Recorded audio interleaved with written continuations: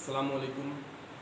मुफ़रद दवा के और या सिंगल ड्रग्स के लेक्चर में आज हम एक दवाई देखेंगे जिसका नाम है फ़रफ्यून। फ़रफ्यून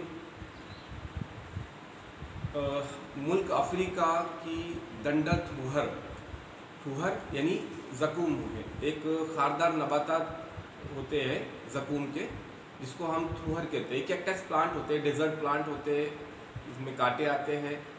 नागफनी या अपुंशिया भी जो है वो ज़कूम की किस्में हैं।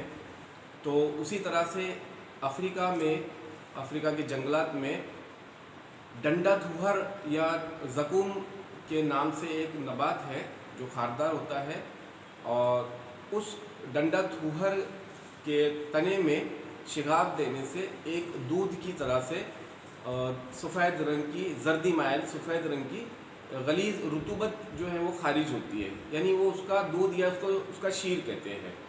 तो वो रुतूबत या उसका जो दूध होता है वो निकल कर खारिज होकर और वहीं मुंजमद हो जाती है। मुंजमद हो जाने के बाद उसको हासिल कर लिया जाता है, वहाँ से खुरच कर या झाड़ कर निकाल लिया जाता है।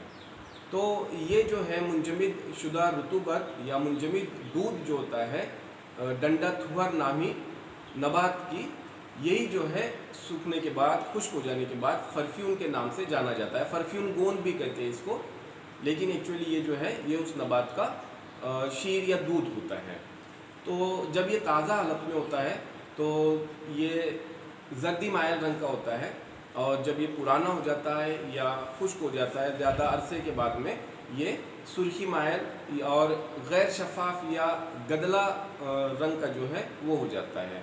तो सुर्खी मायल, फिर बाद में इसमें थोड़ी सियाही भी आ जाती है। तो इस तरह से जो है ये रुतूबत ये खुश्क होने के बाद हासिल होती है।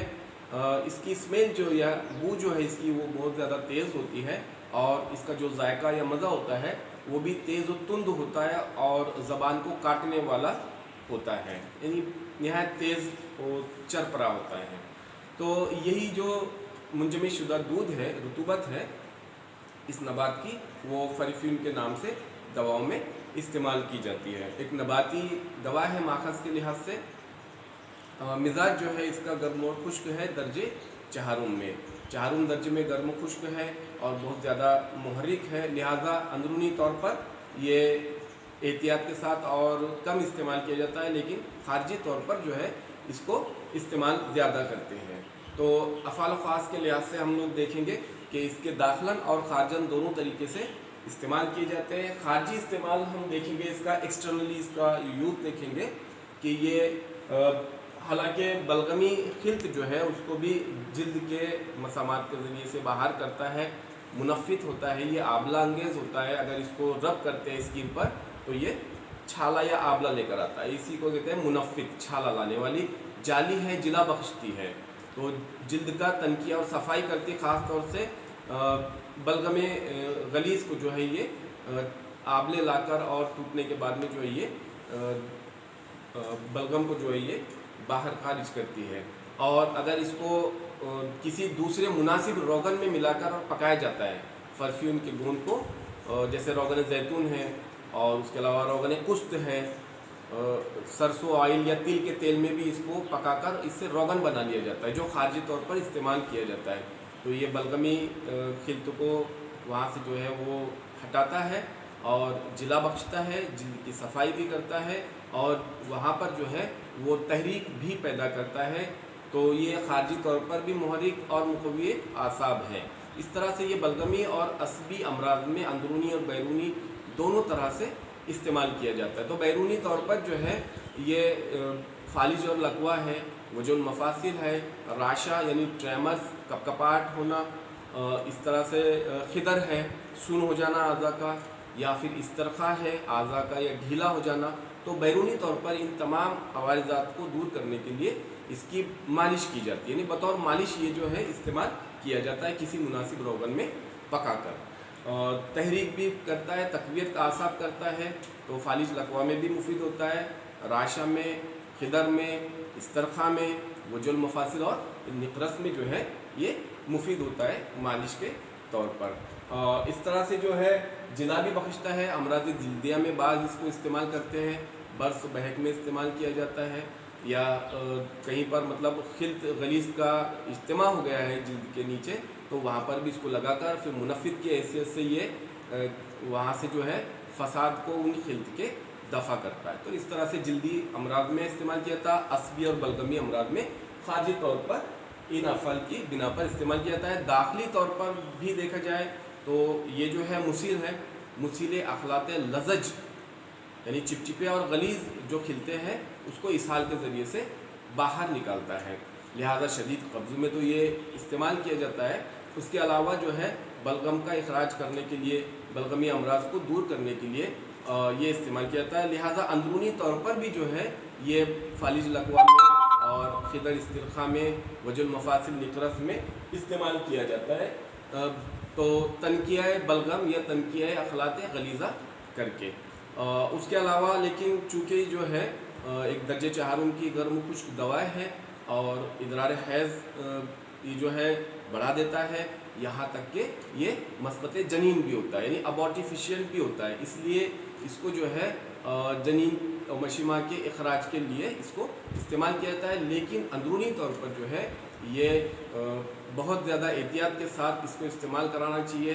حاملہ میں جو ہے اس کو اوائڈ کرنا چاہیے، اس کو استعمال نہیں کرانا چاہیے، لیکن اگر جو ہے اخراج جنین اور مشیمہ جو ہے اس کا مقصود ہو تو پھر اس کو مختلف دواؤں کے ساتھ استعمال کیا جاتا ہے۔ اور فالج اور لقوا اور بلغمی امراض اور عصبی امراض کے لیے اس کو نہایت احتیاط سے اپنی مناسب مقدار میں جو ہے مفرد یا مرکب طریقے سے استعمال کیا جاتا ہے۔ تو اندرونی طور پر بھی فالج لقوا میں اس کا استعمال کیا جاتا ہے، مرض قولنج میں اس کا استعمال کیا جاتا ہے جو آنتوں کا شدید درد ہوتا ہے، مرض استسقاء اسائٹس میں اس کا استعمال کیا جاتا ہے اندرونی طور پر۔ تو اس طرح سے جو ہے وہ اندرونی بیرونی طور پر فرفر مستعمل ہے۔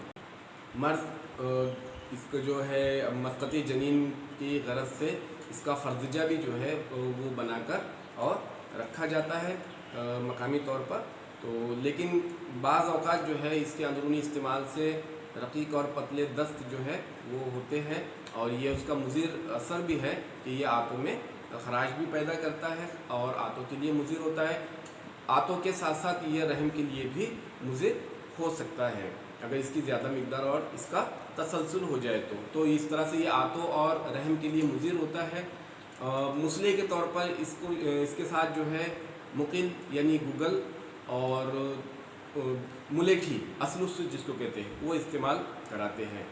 بدل کے طور پر جو ہے یہ استسقاء میں مازریون کر کے ایک گوند ہوتا ہے، یعنی وہ بھی ایک منجمد شدہ شیر ہوتا ہے نبات کا، تو مازریون استسقاء میں استعمال کراتے ہیں، اور قولنج کے مرض میں جند بدستر جو ہے اس کے بدل کے طور پر فرفیون کے استعمال کیا جاتا ہے، اور جو کہ مذکورہ جو ہے افعال کچھ اس میں خارجی طور پر اس کو عموماً کوئی دوسرے روغن میں شامل کر کے پکا کر چھان کر اس سے جو روغن بنایا جاتا ہے اس کی پھر مالش کی جاتی ہے مذکورہ افعال کے لحاظ سے ان امراض میں جو میں نے ابھی آپ کو بتایا بلغمی اور عصبی امراض میں۔ اور روغن فرفیون جو ہے اس کا مشہور مرکب بھی ہے، اندرونی طور پر اس کا سفوف جو ہے نہایت مناسب مقدار میں استعمال کراتے ہیں۔ اندرونی طور پر 2 رتی سے 3 رتی تک اس کی جو ہے مقدار خوراک ہوتی ہے، حسب ضرورت حسب منشا جو ہے وہ باہر یا خارجی طور پر روغنیات میں شامل کر کے استعمال کرتے ہیں۔ عموماً جو ہے 1 لیٹر کوئی دوسرے تیل میں یا آئل میں اس کو صرف 10 گرام کی مقدار میں شامل کیا جاتا ہے اور پکا کر اور چھان کر روغن بنا کر اس کو استعمال کرا جاتا ہے۔ تو ہم نے دیکھے آج فرفیون اور اس کے افعال خواص اور اس کے مواقع استعمال۔ انشاءاللہ نیکسٹ ٹائم جو ہے اگلی دوائی ہم دیکھیں گے۔ اللہ حافظ۔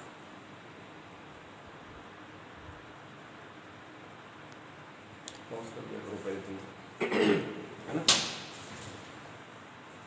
پاؤز کرنے کے بعد پھر میرے کو اڈن دیا کرو۔